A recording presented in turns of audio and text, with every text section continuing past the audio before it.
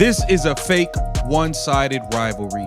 We got Angel Reese taking more shots at CaitlinClark unnecessarily.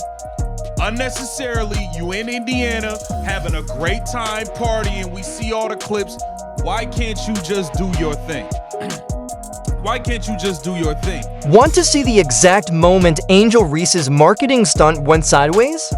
Imagine this. She launches her flashy shoe campaign right in the heart of WNBA All-Star Weekend banners, promos, the whole deal convinced she's about to own Indianapolis. But then, boom, CaitlinClark goes down with an injury. Ticket prices nosedive 48%.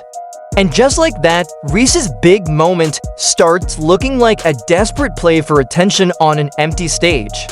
The data says it all. No Clark, no crowd, we're breaking down every awkward, out-of-touch move Reese made that weekend dance, and how the internet is tearing her apart for it. Drop a baby giraffe in the comments if you think this stunt flopped hard. Let's get into. But can Sarah Spain and the media stop going out there and saying that like the CaitlinClark needs to do something to stop all this, when it is very clear this is a one-sided beef, and the one-sided beef is not from CaitlinClark. Everyone expected this all-star weekend to be the breakthrough moment for women's basketball, the one that would finally push it into the mainstream spotlight. The stage was set. Clark versus Reese in Indianapolis, sold-out arenas, electric energy. Viewership numbers so big they'd force ESPN execs to stop and take notice. It had all the makings of a Hollywood blockbuster. We do start our show, though, with unfortunate news out of the WNBA. CaitlinClark announced today that she will miss both the three-point contest and the WNBA All-Star Game this upcoming weekend in Indiana after re-aggravating a groin injury in that final minute of Tuesday's win over the Connecticut Sun.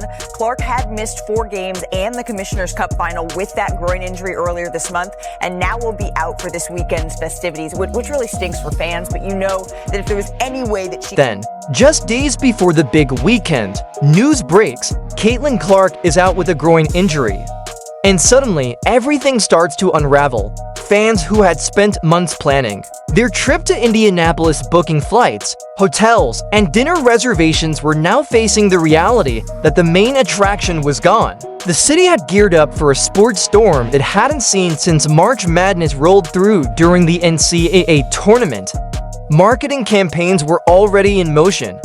Corporate sponsors had poured in serious cash, all betting on the Clark versus Reese rivalry to drive engagement. Nike had special edition gear lined up. ESPN was hyping it as a can't-miss event. Social media flooded with countdowns, predictions, and hype.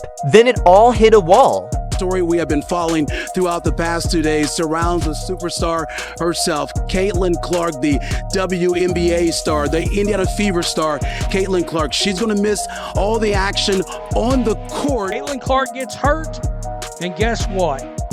Your demand vanishes because people ain't going to pay up to see these athletes that are ungrateful that their sport's growing. People aren't paying up for that. And we are here, right here. The tickets for this game, for this All-Star game, they've dropped by 50%. Clark's home state advantage was supposed to be the perfect backdrop for her. Indiana fans were ready to pack Gainbridge Fieldhouse and show the rest of the league what real basketball passion looks like. The storyline wrote itself. Hometown hero takes center stage at the biggest WNBA event of the year. Then the domino effect started taking shape as news of Clark's injury spread across social media. Suddenly, all those carefully crafted marketing plans looked shaky. The main storyline everyone was invested in just vanished overnight. You could practically hear the air coming out of the balloon. CaitlinClark gets hurt, and guess what? Your demand vanishes because people ain't going to pay up to see these athletes that are ungrateful that their sport's growing. People aren't paying up for that, and we are here, right here. The tickets for this game, for this All-Star game, they've dropped by 50%. This wasn't just any injury happening to just any player. Clark had single-handedly brought new eyes to the league. She turned casual sports fans into WNBA followers. She made people who never cared about women's basketball tune in just to see what the hype was about. Her absence meant losing the player who actually moved the needle. The weekend that was supposed to crown women's basketball instead became a case study in how fragile the WNBA's momentum really is.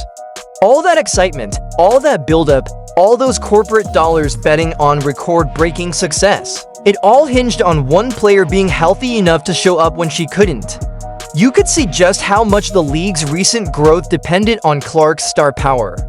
But when it comes to the vendors in the arena, the shops in the arena, they're not going to have the same amount of people patronize their business as they would if CaitlinClark was there. The surrounding restaurants, the surrounding areas, the surrounding attractions, they're not going to have the same number of people patronize their business as they would if CaitlinClark was healthy. The carefully planned celebration of women's basketball turned into a reminder of how much work the league still has ahead of it. But while Clark was dealing with a legitimate injury and disappointing fans who genuinely wanted to see her play, someone else saw an opportunity to make the weekend all about them. Reebok Angel Reese are taking shots at CaitlinClark, using her as promo. Angel Reese, let's be clear here. Let's just be all the way clear here. Angel Reese is a solid basketball player. Angel Reese 100% has benefited from attaching herself to CaitlinClark at every single turn. Her podcast, the first 3 episodes, all the clips promoting was bringing up CaitlinClark. It was bringing up CaitlinClark and all of the promo. People wanted to know what she was going to say. She used CaitlinClark as promo. Picture launching your biggest marketing campaign in your rival's hometown while she's injured and can't even show up to defend her turf. That's exactly what Angel Reese did with her I'm in Your City campaign during All-Star Weekend in Indianapolis. She rolled out her Reebok signature shoe launch with billboards, social media pushes, and messaging that screamed territorial takeover right in CaitlinClark's backyard. Angel Reese, I'm in your city. Walk in your trap, take over your trap, post it on Instagram. There's about 15 fans there and Reebok put up a board. You would expect Reebok to put up a board. Let's never forget that when I'm there, let's never forget the gigantic CaitlinClark Nike billboard in Chicago. Let's never forget that. So if Reebok didn't put up a board for Angel Reese, the timing couldn't have been worse or more calculated depending on how you look at it. Reese's team crafted this entire campaign around being in Indianapolis, knowing full well this was Clark's home turf. The shoe launch wasn't just about introducing a product. It was about making a statement in enemy territory. As you continue to take shots at her, and then when them shots get fired back, nobody likes it. We don't have no videos of CaitlinClark really taking shots at Angel Reese. Look at what Angel Reese and Reebok are doing for views. Walk in your trap, take over your trap. This is promo they're doing in Indianapolis where CaitlinClark plays. That is a clear shot. It's a clear shot. Like I said, this is a fake rivalry. I think you've won one game versus CaitlinClark. You've never won in Indiana at all. It's just like you continue to attach yourself to her at every turn and use her. Promo, let's be real about what happened here. Reese plastered, walk in your trap, take over your trap messaging all over social media, even using Bankroll Fresh's track take over your trap on her Instagram story. You know what that sounds like when your main competition is sitting out with an injury? It sounds like you're trying to claim victory in a fight where your opponent can't even show up. Fan reactions on social media told the whole story. People were calling it opportunistic and classless given the circumstances. Some fans applauded the marketing move, but way more questioned why Reese felt the need to go this hard when Clark was dealing with a legitimate injury. The comments ranged from playful jabs to straight-up criticism about the timing. CaitlinClark has never said a negative word about injuries.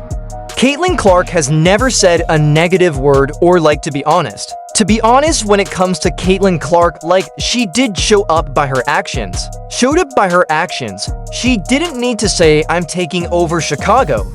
She did though, however, go and put up 30, 31, and 12, set a career high with 12 assists, be the only player in the history of the WNBA ever to have 31 and 12 in a game. She did in fact do that and then tried to hype up the Chicago crowd. So it's like fair enough. You want to say, oh, CaitlinClark did this. Then show it with your actions. Go and win MVP. Go and win MVP. Don't just be like, this is my city. Don't just come in and be like, this is my city. You've never won a game. Has she won a game in Indiana? I don't think she's ever won a game in Indiana. I actually do not think she has won a pro game in Indiana. Here's where it gets interesting. Reese doubled down instead of adjusting her approach when Clark's absence became official. Other players in the league showed respect for Clark's situation and toned down any competitive messaging. Not Reese. She kept pushing the campaign full steam ahead like nothing had changed. The contrast was obvious. While other all-stars focused on celebrating the weekend and the league's growth, Reese was out there trying to make it all about her rivalry with someone who couldn't even defend herself on the court. One video analysis noted that Reese's team was